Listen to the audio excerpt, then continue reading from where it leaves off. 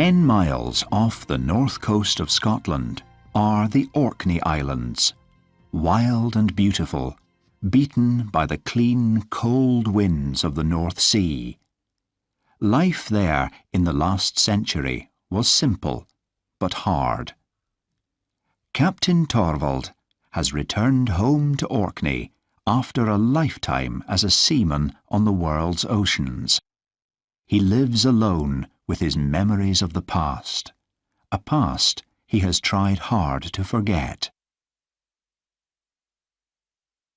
Andrina comes to see me every afternoon in winter, just before it gets dark. She lights my lamp, gets the fire burning brightly, checks that there is enough water in my bucket that stands in the hole in the wall. If I have a cold, which isn't often, I'm a tough old seaman. She worries a little, puts an extra peat or two on the fire, fills a stone hot water bottle, puts an old thick coat around my shoulders. That good Andrina.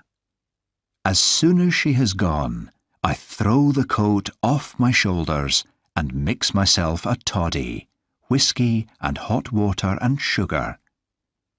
The hot water bottle in the bed will be cold long before I climb into it, after I've read my few chapters of a Joseph Conrad novel. Towards the end of February last year, I did get a very bad cold, the worst for years. I woke up shaking one morning and was almost too weak to get to the cupboard to find my breakfast. But I wasn't hungry. There was a stone inside my chest that made it hard to breathe. I made myself eat a little and drank hot, ugly tea. There was nothing to do after that except get back to bed with my book. But I found I couldn't read. My eyes were burning and my head was beating like a drum.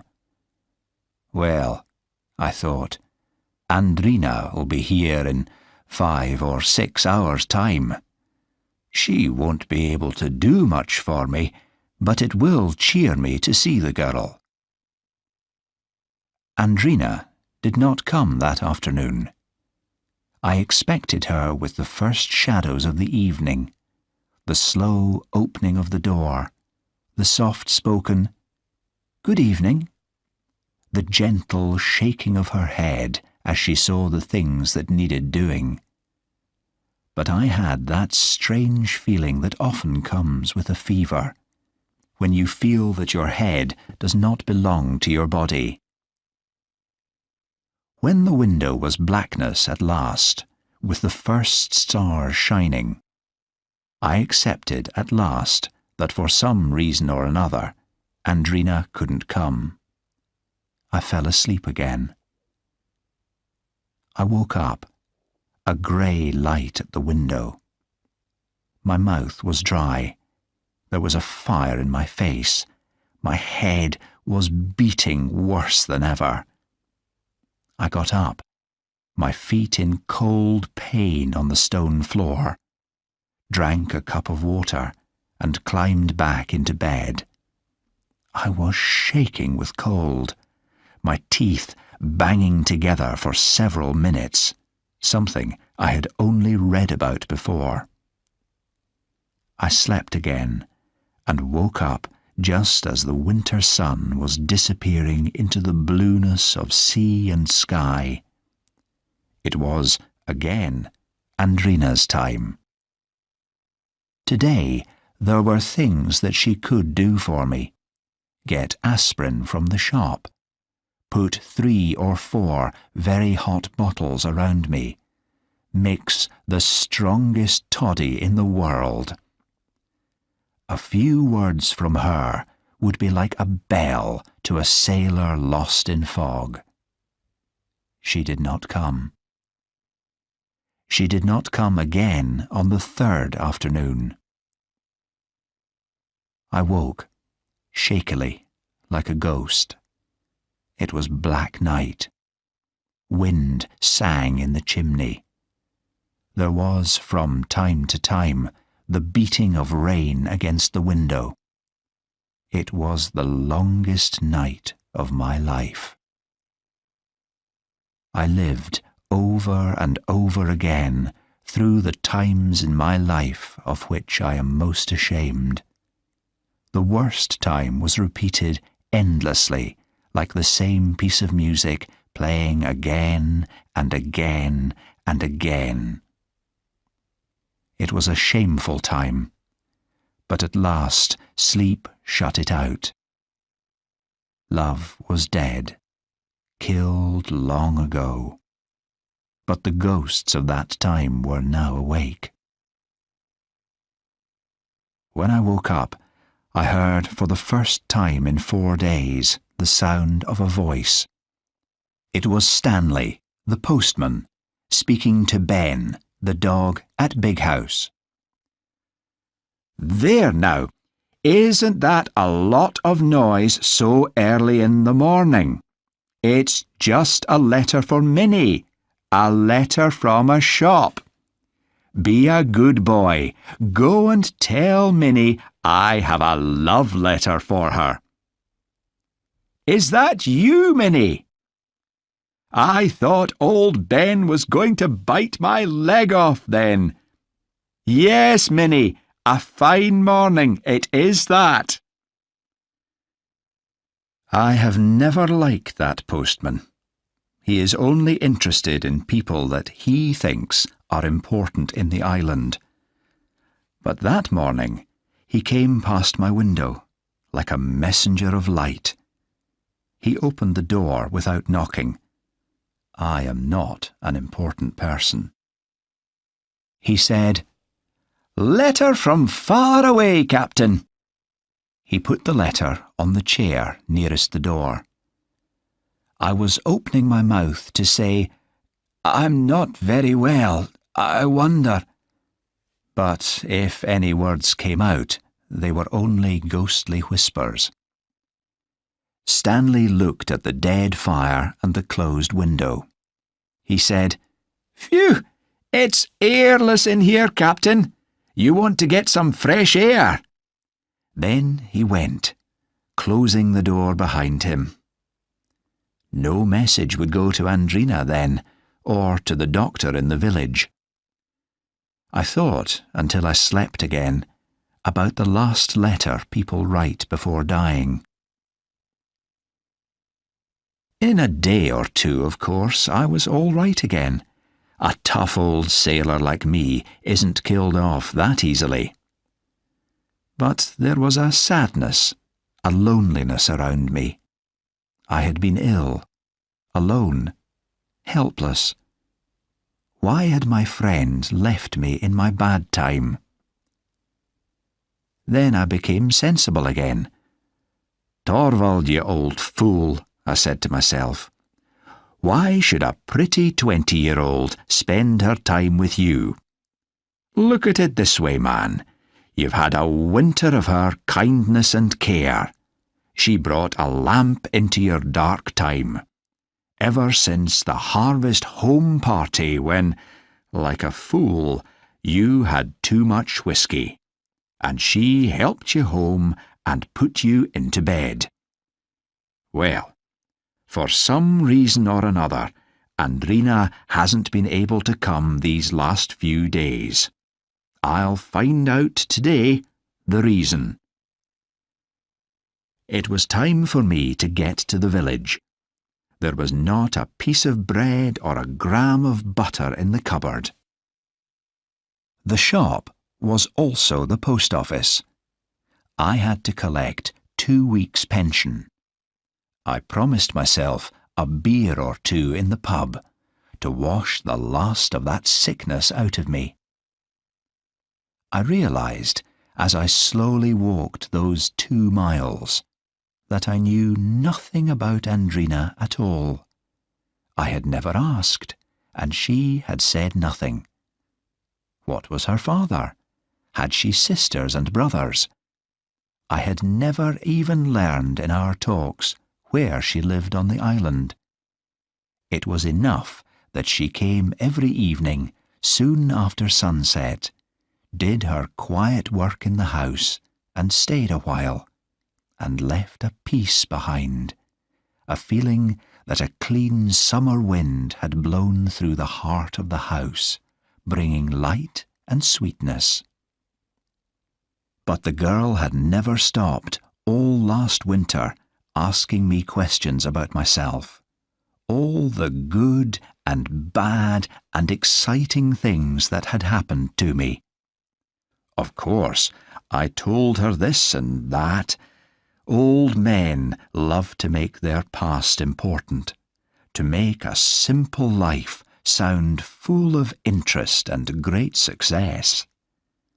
I gave her stories in which I was a wild, brave seaman who was known and feared across all the seas of the world, from Hong Kong to Durban to San Francisco.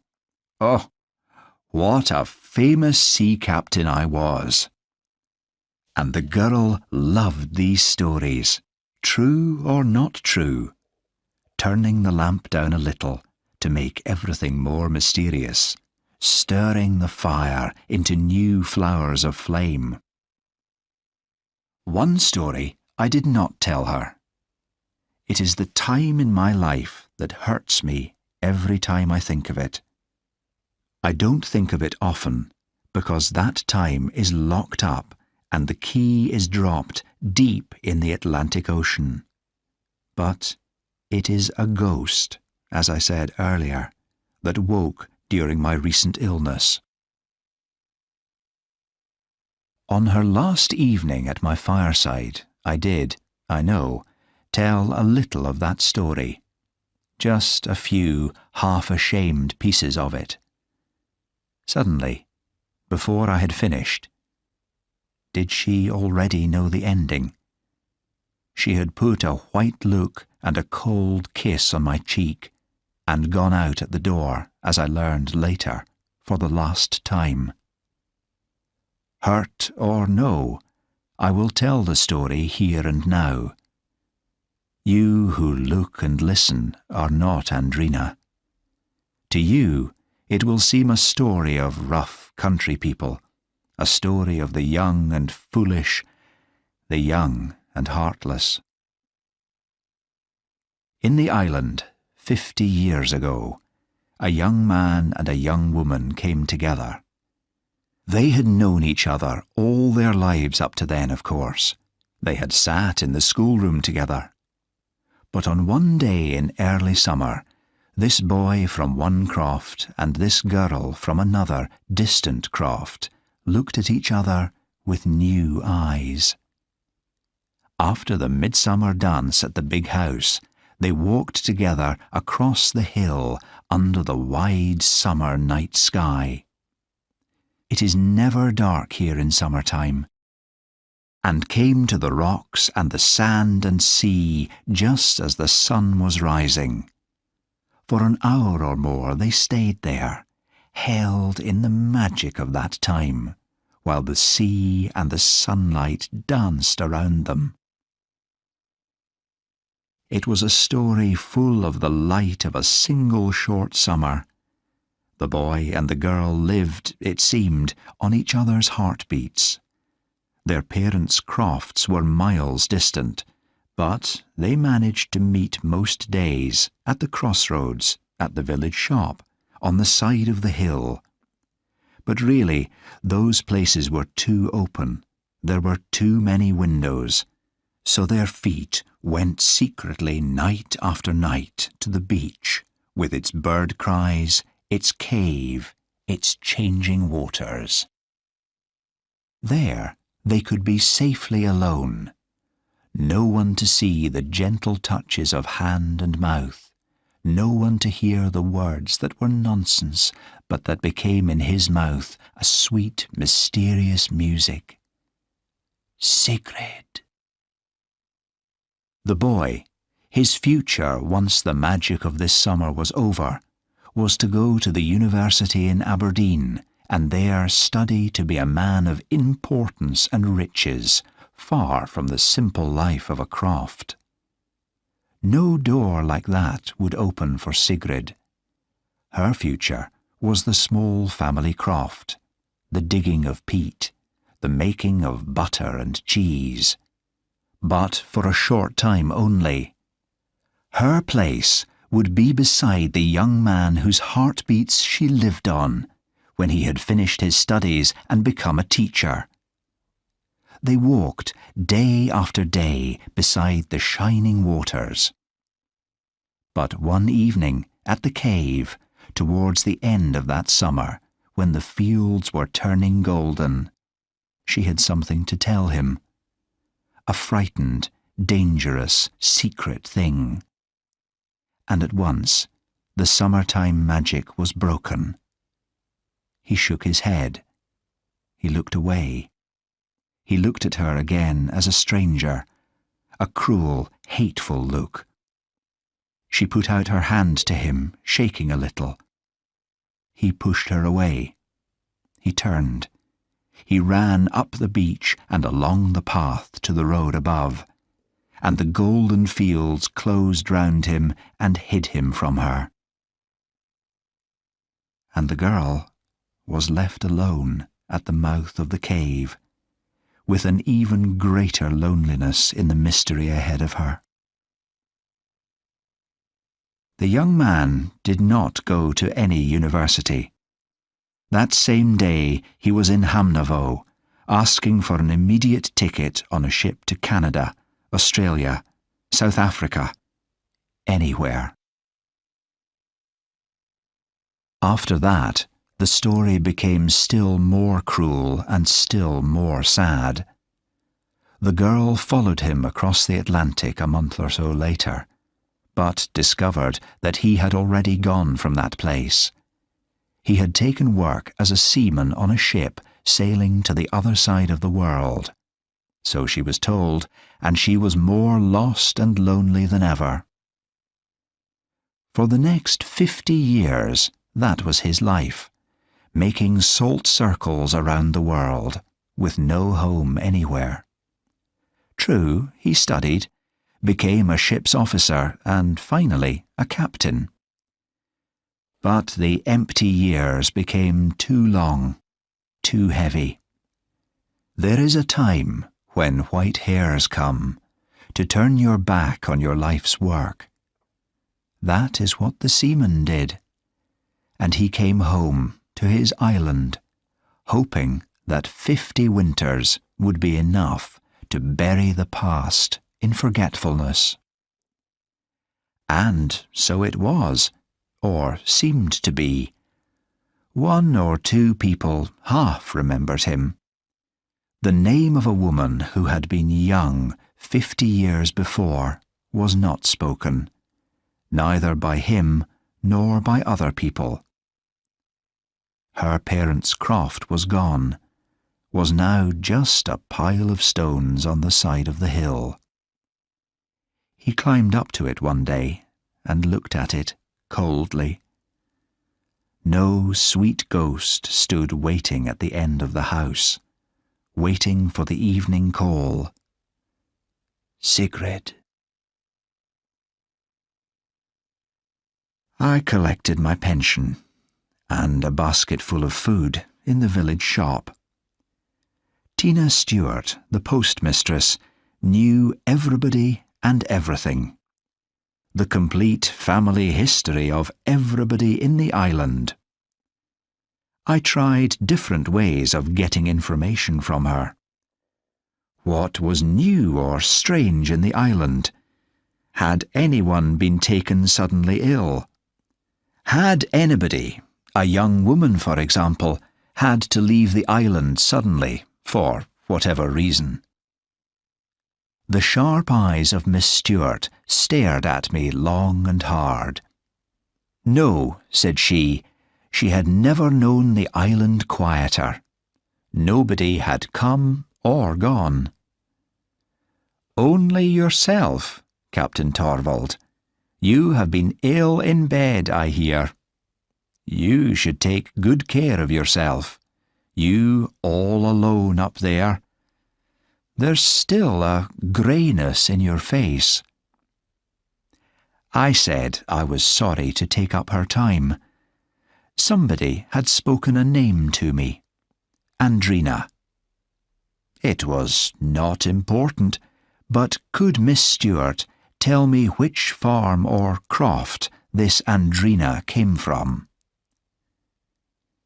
Tina Stewart looked at me a long while, then shook her head.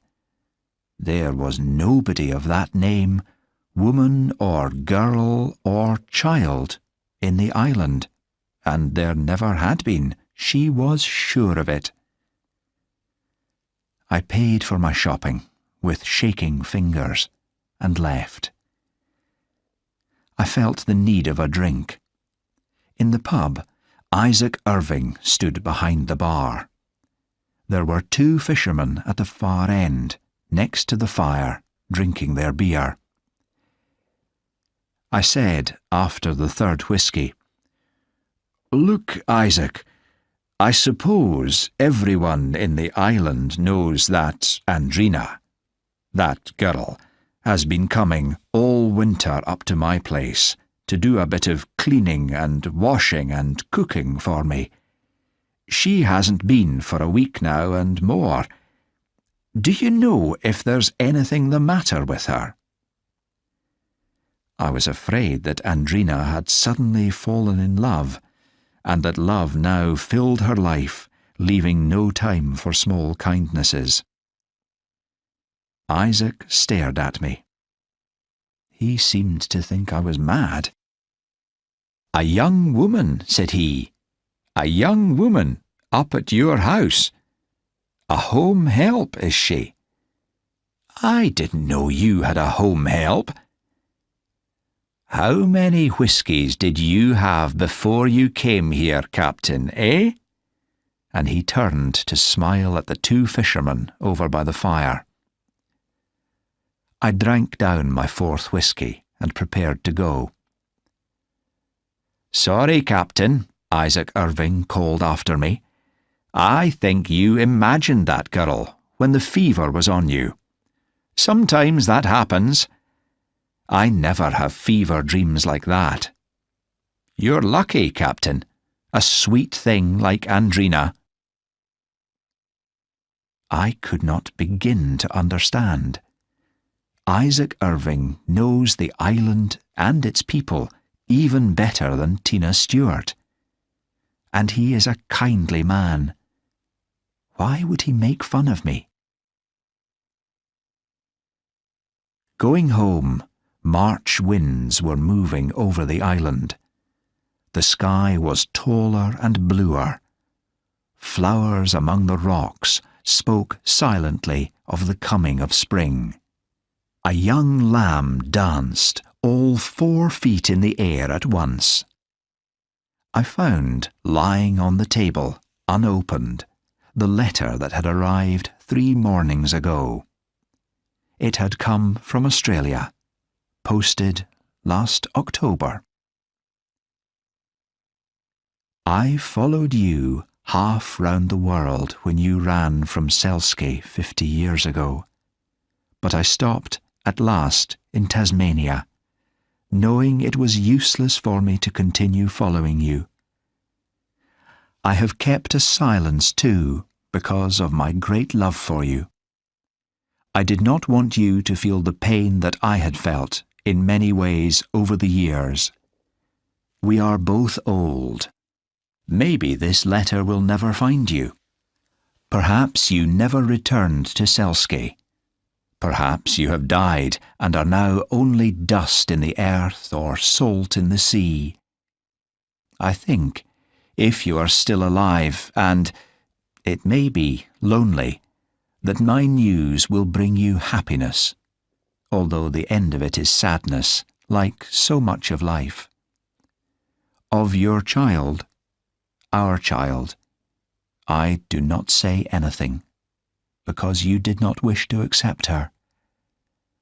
But that child had, in her turn, a daughter, and I do not think that I have seen so sweet a girl in all my days.